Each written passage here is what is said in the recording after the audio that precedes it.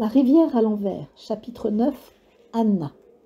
Au beau milieu de la bibliothèque trônait un grand poêle encore tiède.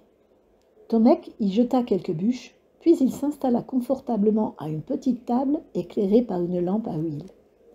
L'enveloppe était épaisse, en effet. Il l'ouvrit avec soin et en tira une dizaine de feuillets pliés en 4. Le papier exhalait un léger parfum de violette. Ce sont les gens du village qui le lui ont donné, songea Tomek, et il commença sa lecture. « Cher épicier, pardonnez-moi de vous nommer comme cela, mais j'ignore votre nom. Je sais seulement qu'il commence par un T à cause de vos mouchoirs brodés. Moi, je m'appelle Anna. Je ne vous l'avais pas dit le jour du sucre d'orge. Ce matin, j'ai lu pour vous dans le grand livre des 1000 nuits un passage où il est question de crocodile. Et vous avez bougé un peu, il me semble. J'ai cru un instant avoir trouvé les mots qui réveillent. J'étais heureuse et j'ai tout essayé. La tête du crocodile, les dents du crocodile, l'estomac du crocodile, mais cela n'a servi à rien. Vous dormez toujours. J'ai vu votre gourde dans l'armoire. Est-ce que comme moi, vous cherchez l'eau de la rivière Gjar? Ce serait bien agréable d'y aller ensemble. Je n'aime guère voyager toute seule, car il y a beaucoup de dangers en route, je m'en suis aperçue. Et pourtant, je dois continuer.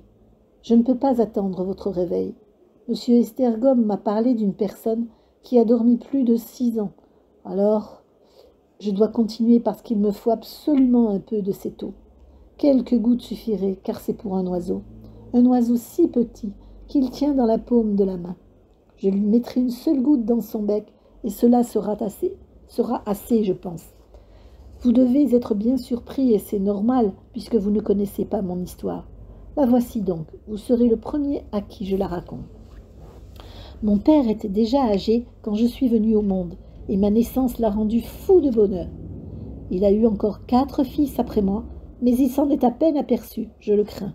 J'étais la prunelle de ses yeux, sa princesse, sa vie. Rien n'était trop beau pour moi. Il me fallait les étoffes les plus précieuses, les bijoux les plus rares.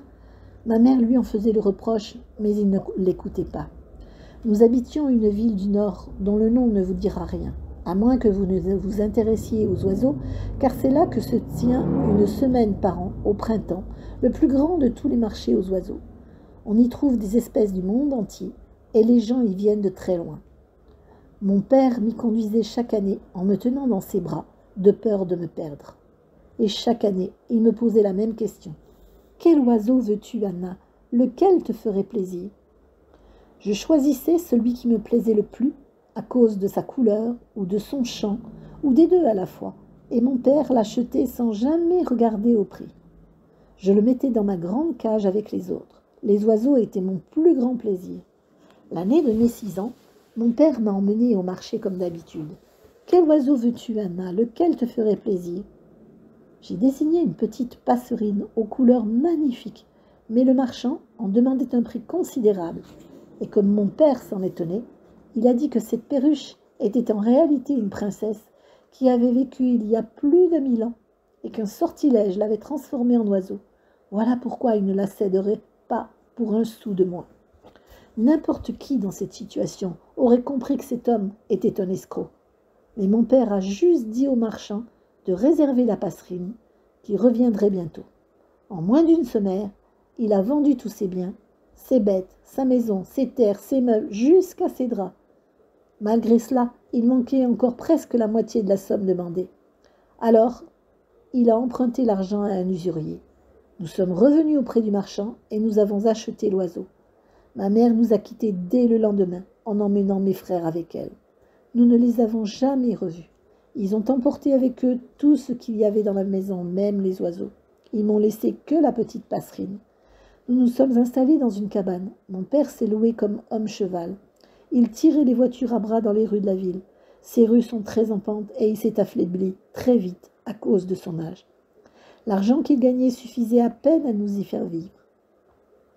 Il continuait pourtant à m'emmener chaque année au marché aux oiseaux et à poser la question de toujours. « Quel oiseau veux-tu, Anna? Lequel te ferait plaisir ?» Comme nous étions trop pauvres pour acheter même un moineau, je disais que je n'en voulais pas, que j'étais heureuse avec ma passerine. Il est mort d'épuisement au bout de 3 ans. mais je ne crois pas qu'il ait regretté une seule seconde ce qu'il avait fait. Il était fou, bien sûr, mais d'une folie très douce et très tranquille. Il était devenu fou de bonheur le jour de ma naissance, et il l'était resté. Voilà la vérité. Le reste ne comptait pas pour lui. J'ai été recueillie par des parents lointains qui ont été très bons avec moi, et j'ai vécu chez eux jusqu'à aujourd'hui. De ma vie passée, il ne me reste plus rien, sauf la petite passerine. Je la regarde et j'entends mon père me demander « Quel oiseau veux-tu, Anna? Lequel te ferait plaisir ?» Et voici qu'un matin du mois dernier, en me levant, je l'ai trouvée en bas de son perchoir, grelottante de fièvre. Je l'ai réchauffée, caressée, grondée aussi parce qu'elle ne pouvait pas me laisser toute seule. Je n'avais jamais cru bien sûr ce que le marchand avait dit. Mais comme ma passerine ne changeait pas du tout au fil des années, j'avais fini par penser que cela durerait peut-être 1000 ans. Or, voilà que ses couleurs devenaient plus ternes, voilà qu'elle chantait moins souvent, voilà qu'elle devenait vieille. Je ne veux pas que cet oiseau meure. Je ne veux pas. Un jour, un conteur est passé dans notre ville, et je suis allée l'écouter sur place. Il a parlé de la rivière Gjar, qui coule à l'envers et dont l'eau empêche de mourir. Il a expliqué que cette rivière était peut-être inaccessible, mais qu'elle existait vraiment quelque part dans le sud. Les gens prétendaient le contraire, parce que cela leur donnait une bonne excuse pour ne pas la chercher. Il manquait tout simplement de courage. Et voilà. Bref, il a dit exactement ce qu'il fallait pour me convaincre de partir. J'ai quitté notre maison au tout début de l'été, une nuit. J'ai réveillé ma petite sœur qui a 6 ans. C'est la fille de mes parents adoptifs, mais je l'appelle ma petite sœur parce que je l'aime bien. Je lui ai dit que je partais pour quelque temps, qu'elle prenne bien soin de ma passerine, qu'elle embrasse tout le monde de ma part, que je reviendrai bientôt. Puis j'ai pris quelques vêtements, mes économies, et je me suis enfuie par la fenêtre de ma chambre. Avant d'entrer par hasard dans votre épicerie, j'ai eu bien des aventures incroyables. Je vous les raconterai peut-être un jour. Avez-vous aussi traversé cette horrible forêt aux ours? En tout cas, vous êtes passé comme moi dans la prairie et vous avez respiré ces fleurs qu'on appelle voiles, puisque vous êtes là à dormir tranquillement tandis que je vous écris. Que nous reste-t-il encore à vivre avant d'atteindre la rivière Gjar? Quel péril nous guette? Tout cela pour mettre un jour peut-être une goutte d'eau dans le bec d'un oiseau.